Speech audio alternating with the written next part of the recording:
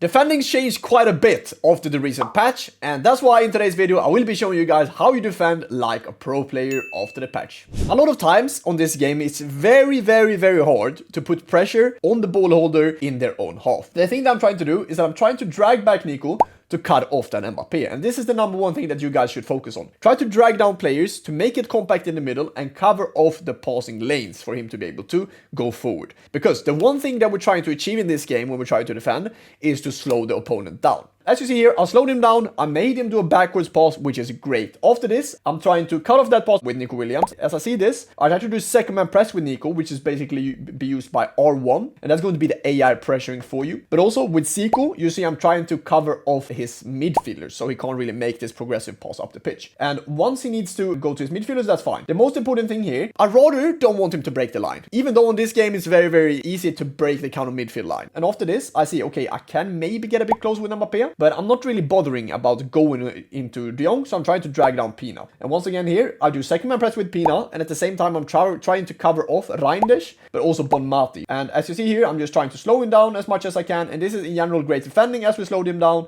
And after this, we're just trying to make it as compact as possible around the box. So, what are we trying to achieve from basically when the opponent breaks our midfield into our own half, but also around the box? So we're starting off with around the half. And the main thing then, your best friend is your center midfielders then, or CDMs, whatever you want to play. You want to try to make it compact. And as I said before, the opponents try to attack this space in between the fullback and the center back. So what are you trying to do then? If they do a play lock in between here, I see that he wants to attack the space between Llorente and Stam. Now, Reinders is in a pretty decent spot. But what would happen if Reinders were a bit more higher up and I can't really select him? The thing you want to do then is to manually switch to either Marcos Llorente or Stam to try to cut off this space in between them. So Mbappé in this case can't attack the space. So you either want to use right stick switching with your right analog, or you want to do L1 switching, which is going to be the closest player to the ball in most times. But he manages to find this pass here, and this is why it's so hard to defend. Because if he plays one pass here to Bonmati and then one pass to Pina, it's basically one-on-one.